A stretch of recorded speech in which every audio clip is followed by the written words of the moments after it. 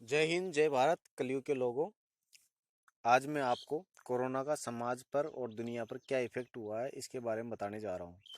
Corona एक ऐसी बीमारी है या महामारी है जिसको मनुष्य ने 31 दिसंबर 2019 से 21 अप्रैल 2020 आज तक तो कोई तोड़ नहीं निकाल पाया है। अब तक यह भी श्योरिटी नहीं है कर पाया कि बीमारी प्राकृतिक है या मनुष्य द्वारा बनाई हुई। भारत में जब 8 नवंबर 2016 को विमुद्रीकरण डिमोनेटाइजेशन हुआ तो लगभग 2 से 3 दिन में ही उसका तोड़ निकाल लिया था, क्योंकि ये मनुष्य द्वारा बनाया गया था। कोरोना को हम सब अभी तक तो प्राकृतिक अर्थात भगवान द्वारा बनाया हुआ मान रहे हैं, क्योंकि आज जब मनुष्य अपने आप को सर्व मान रहा है और विज्ञान से बढ़कर कुछ भी नहीं है ऐसा मानता है, वो सब आज 4 महीने से दूसरे की ओर मुंह की ओर ताक रहे हैं कि इसका कोई तोड़ निकाल सके और सब एकदम पहले जैसा हो जाए। जो लोग ऐसा सोचते थे कि हम बाहर नहीं निकल सकते, निकले बिना ही नहीं रह सकते, वो आज 1 महीने से घर से निकलकर गार्डन में जाने को भी तरस रहे हैं। जो रेलगाड़ियाँ किसी नेता या वीआईपी आदमी के लिए भी फाटक से पहले नहीं रुकती थी, आज वो बंद पड़ी हुई है। जो हवाई जहाज रोजाना कई देशों में जाते थे, उनकी कंपनियों के पास एयरपोर्ट पर खड़ा करने के लिए किराया तक नहीं है। जब रोक के बाद और करोड़ों रुपए खर्च करने के बाद भी उद्योग गंगा यमुना नदी में अपना कचरा डालते रहते थे और इनको स्वच्छ नहीं होने दे रहे थे, आज उन्हीं की चिमनियां ईंधन को तरस रही है और उनको चलाने के लिए लोग नहीं है। जिन सड़कों पर आधी रात को भी दिन जैसा लगता था, आज उन्हीं सड़कों पर दिन में भी सन्नाटा छाया रहता है। शहर के लोग जो सांस लेने के लिए एयर प्यूरिफायर लगाते थे, आज उन्हें बिना उपकरणों की सांस लेने में कोई तकलीफ नहीं है। आज भगवान इस बीमारी के माध्यम से सब लोगों को चेतावनी दे रहा है कि प्रकृति जैसी है उसको वैसा ही रहने दो, बिगाड़ो मत, नहीं तो प्रकृति खुद सुधरना जानती है।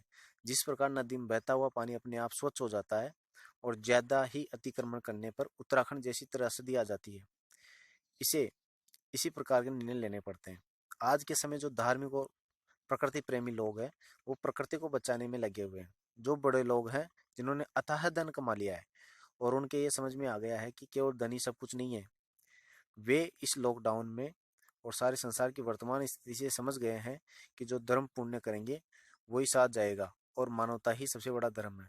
वे लोग रोजाना गरीब और भूखे लोगों की सहायता कर रहे हैं, लेकिन इसमें भी कुछ लोग अपना स्वार्थ सिद्ध कर रहे हैं। जैसे कल ही एक कांग्रेस का विधायक अपने नाम करने के लिए भोजन सामग्री बांट रहा था, तो किसी ने प्रधानमंत्री की बड़ाई कर दी, उसमें वे सामग्री वापस लेने लग गए और मोदी के पास जाने को कहने लगे।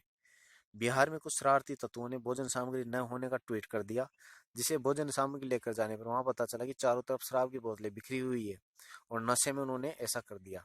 जयपुर में लोग सामग्री होने पर भी फोन करके बोल रहे हैं, जिससे वो आगे के लिए राशन इकट्ठा कर सके। और इससे क्या है कि जो वास्तविक भूखे लोग हैं उनके पास नहीं पहुंच पा रहा है। मेहंदीपुर बालाजी के आसपास रहने वाले गाड़िया लुहार और अन्य भिखारी जैसे लोगों के पास जब भोजन सामग्री देने जाए, तो वे लोग शैम्पू और सिर में लगाने के लिए तेल की भी फरमाइश करते हैं। जम्मू आरामगढ़ में एक विधायक दोबारा वोट देने की अपील करके भोजन सामग्री वितरित करता है और अजमेर में भोजन सामग्री मिलने पर धार्मिक लोग भगवान की दयालुता का बखान कर रहे हैं। अमेरिका में लोग भोजन के लिए कारों में जा रहे हैं और कारों में कतार लगाकर खड़े हुए हैं। दूसरे राज्यों में काम करने वाले लोग काम बंद होने के कारण, साधन नहीं होने के कारण पैदल ही गाँव जा रहे हैं, जिससे कई लोगों की जान तो पहले ही जा चुकी है। कोई साइकिल पर तो कोई बुजुर्ग पैदल ही घर जा रहा है। बहुत लोगों को राज्यों की सीमा पर ही रुकना पड़ रहा है और क्वारंटाइन सेंटरों पर रुकना पड़ रहा है, जिससे अपने परिवार से दूर मजबूरी में रह रहे हैं। मृत्यु होने पर ये लोग दाह संस्कार में भी जाना तो दूर, परिवार वालों को अंतिम दर्शन तक नहीं दे पा रहे हैं। सारे रीति रिवाज समाप्त हो गए हैं। यूपी के मुख्यमंत्री जी योगी जी के पिता का देहांत होने पर वे भी अंत समय में वहां नहीं जा सके हैं। लोगों में एक और तो धार्मिकता निकल के आ रही है, जैसे भूखों को भोजन कराना और भोजन सामग्री बांटना। वहीं दूसरी ओर महाराष्ट्र के पालघर में दो साधुओं और ड्राइवर को 200 लोगों के द्वारा पीट पीट कर मार डाला गया है।